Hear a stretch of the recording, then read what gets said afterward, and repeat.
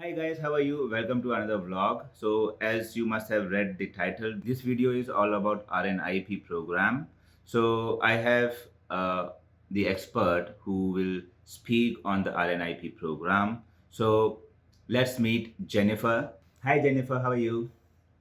Hello, everybody. I'm so glad to be on the show. So you must have already seen Jennifer in my previous videos like meet and greet video. So as I mentioned, I have immigration consultant with me. Like she's an expert in immigration consultancy. So Jennifer, how you help people and help society? Thank you for the great question, Pushpendra. Let me tell you what led me to do this work. It's because I was working at international student recruitment prior to this, and I saw some students suffering because they had received inadequate advice before coming to Canada, and it broke my heart. So that's partly what motivated me to begin my work in immigration. One of the things that I also noticed is that there's a big adjustment, huge adjustment for somebody coming to a new country. And there's also a big adjustment for faculty at institutions or staff at a company who are adjusting when they receive somebody on their team who comes with a different way of thinking and working. So we support also that community integration by skill development, supporting skill development for those who are new and also for organizations who are hiring foreign workers and receiving them as international students. Let's start with what is RNIP. So Jennifer, what is RNIP and why we need RNIP if we have multiple programs like ONIP, other PNP programs, Express Entry? Why we need RNIP? Well, you really know your stuff. Good job. Thank you. RNIP means Rural Northern Immigration Pilot Program. And really, this is meant to address regional needs. So you've got your express entry, which is federal. You have provincial programs in different provinces, and then unique programs like RNIP that are really meant to attract foreign talent to areas that it's really needed. So this is the premise. Sault Ste. Marie is one of 11 communities who has the designation of being an RNIP community, and we have unique criteria that's specific for Sault Ste. Marie, which would be different if you were thinking of applying to work and live in another one of the RNIP communities. So we'll talk specifically today about some of the criteria related to the Sault Ste. Marie program as well. Sure. So, what are the advantages of taking RNIP? Why somebody should not go for like Express Entry or ONIP if somebody is staying in Sioux or Ontario? You know, that's a really good question, and I want to stress the point that it's really intended for individuals and families who want to live in those designated cities. And that means that the lifestyle there is a fit for the lifestyle that person or family is looking for. In fact, this is evaluated when an individual makes an application for a community recommendation.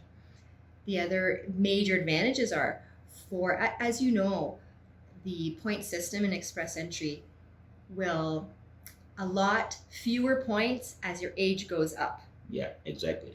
Right? So this program doesn't put as much weight on your age. So that could be one of the advantages. The second advantage comes in if you are an international student who studied in Canada at a designated learning institute. So in regular cases, it's required to have at least 1 year work experience that's related to the job offer that you receive in the RNIP community, or at least one NOC level different. However, if you qualify as an international graduate, you are exempt in some cases from needing to show that you have 1 year of work experience. So that could be a great advantage for those who have invested so much to come to Canada and study. So that means, so if I'm doing a 2 years course like project management, so after my completing my graduation, I can directly apply if I have a job offer. I don't require a 1 year experience. Is that correct? That's what I'm saying, and let me tell you a little bit more about that. The program that you study needs to be at a designated institution. So if it's a public institution, usually that means you're fine. But there's one criteria that you need to pay attention to, given we're now in the spring, summer of 2022, and many students have come in 2021 after studying some of their program online. So I was going through the federal criteria, and you just mentioned that a person has to be there in the community for minimum 16 months in 24 months of course. So like I'll take my example, and many of my friends did the same. So they did one semester from India, and if we see this criteria, like we cannot fulfill this criteria because we have to be in community in Sioux for 16 months. But when I finish my course, I will be spending only 12 months. So is that means I cannot apply directly when I graduate from my course? It's a really unique part of the federal criteria that I'm so glad we have the chance to alert you to this point. If you started your studies online, you're right, you do have to be studying in the community 16 months at least. So, first of all, the credential that makes you eligible for the work experience exemption has to be a 2-year program. In this case, 1 year plus 1 year wouldn't allow you to exercise the exemption. So this means in your case, you'll need to acquire 1 year of work experience or demonstrate that your past work experience meets the criteria for 1 year before you're ready to apply for the RNIP program. Unfortunately, there's no special exemption for this because of COVID. There was one allowance which allowed for you to accumulate your work experience to total 1 year. That was a change the government made in order to make it a little easier for those whose study and immigration journey was interrupted by COVID, but it's still required that you have 16 months of studying in the community in order to be exempt from the work experience criteria. So if that's your case, don't fret. You still may be eligible if you can prove you have the 1 year. So you just mentioned if you have a year of experience within the same NOC but in your home country, is that eligible or that satisfies this criteria? It may. So Okay. It needs to be within a certain time frame. It cannot be from 25 years ago. Okay. And it needs to be in the same or similar NOC. So it takes some. It's required to assess your past job description, look at all the details to see if it indeed matches with all of the job duties associated with that NOC. It takes some examination, so it's not Sure. a given, but it's something to look at if you're interested in the RNIP program. So some hope is there. Yes. So just giving you a background. So in this video, we are not going through, or we are not going to read what are the criterias or what are the eligibility, because it's already there in the website. So you can go and check out the eligibility criterias. But we are going to discuss what are the questions we have, what are the pain points you have. Like in my case, I have studied one semester online from India, and my course is about to finish in August. So I have to fulfill 16 months in community, but I'm till my course end, I will be having only 12 months. So this is my, I'm not able to fit in this criteria. I cannot apply directly after my course is finished. And if I have a job offer, then I have to wait and I have to work for a year. Then I can apply for RNIP. So there are many such scenarios in this program that some people might fit, might not fit. So this is what we are going to discuss, because if you want to know the eligibility and what are the federal criteria is there on the website, you can go and check out. But we are going to discuss in depth, specifically scenario based. So if someone wants to apply RNIP while sitting at their home country, is that possible? It is possible. Let me tell you a little bit more about the relevant requirements that would apply for somebody who's not yet here in Canada and in Sault Ste. Marie. For a foreign national interested in the RNIP program who's in their home country, your case will be considered given that you do have a genuine interest in moving to Sault Ste. Marie and that you have an eligible job offer from an employer who's in Sault Ste. Marie with 1 year work experience that's relevant. Those are the basic things to keep in mind for those who are overseas thinking about applying directly. So what we require or what we need to get a job offer, how we get a job while sitting in my home country? That if you're in your home country, it naturally is a little bit more difficult. Not impossible, but you have to work for it. In anybody's case, the job offer needs to be full-time, permanent, not a contract, offered by an employer in Sault Ste. Marie, literally in the municipal boundaries of Sault Ste. Marie, and the employer must meet all of the criteria required that they're eligible.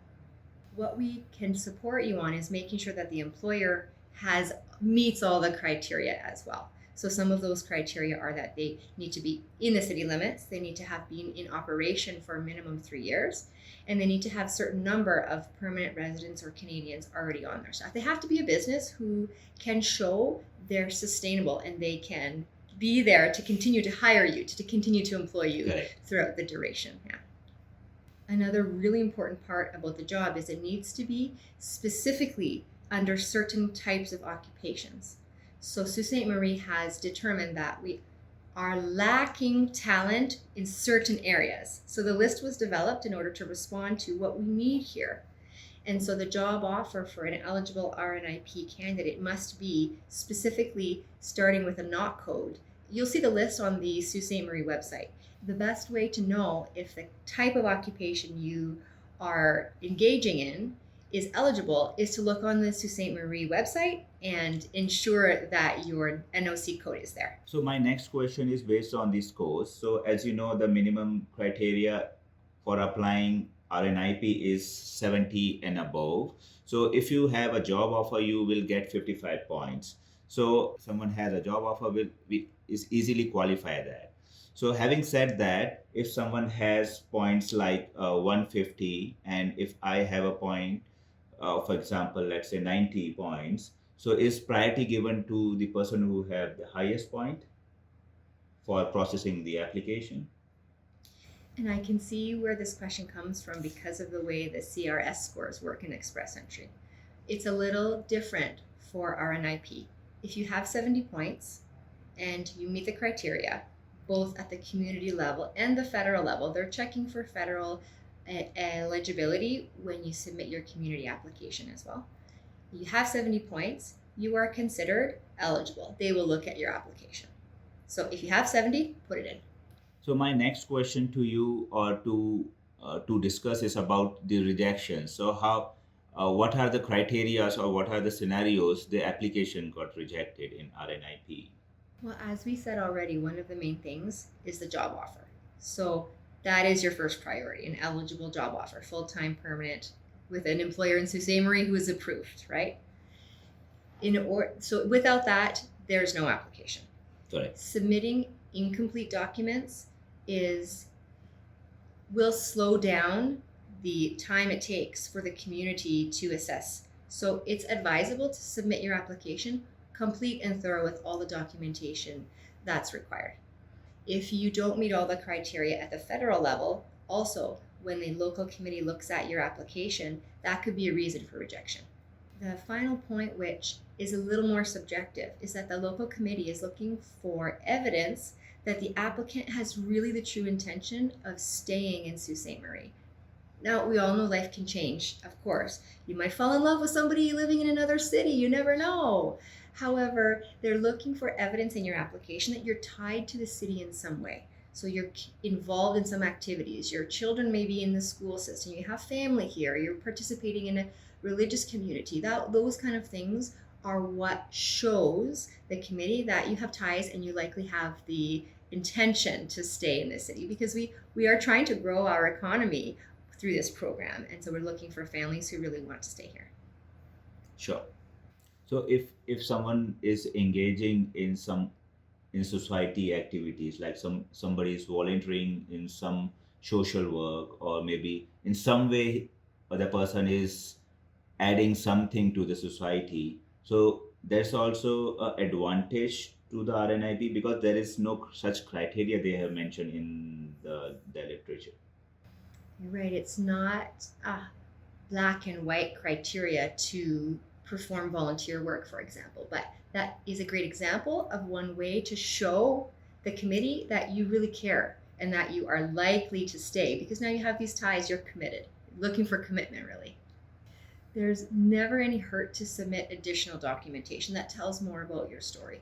For example, the organization that you volunteer for might write a letter showing what you've contributed to the organization up until now. That's helpful, right? You may include other things like references from other individuals, but it is highly valuable that that letter comes from an organization, a legitimate organization in Sault Ste. Marie.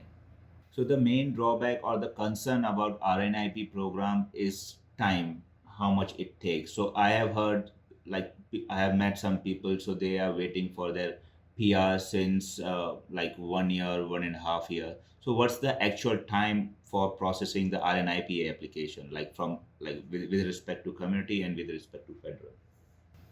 You're asking me a very hard question. I can't answer specifically, but I'll give you some guideposts in order to know what to expect. We have heard of people having their PR processed in quick turnaround times of 6 months, but I would say that's out of the ordinary.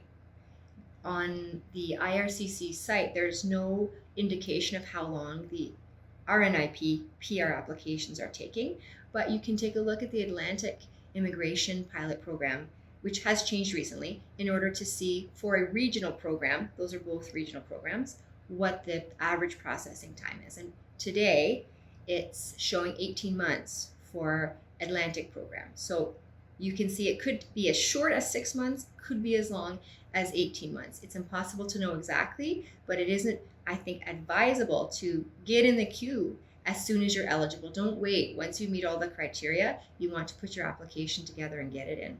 There's another element which is a little in the air at the moment.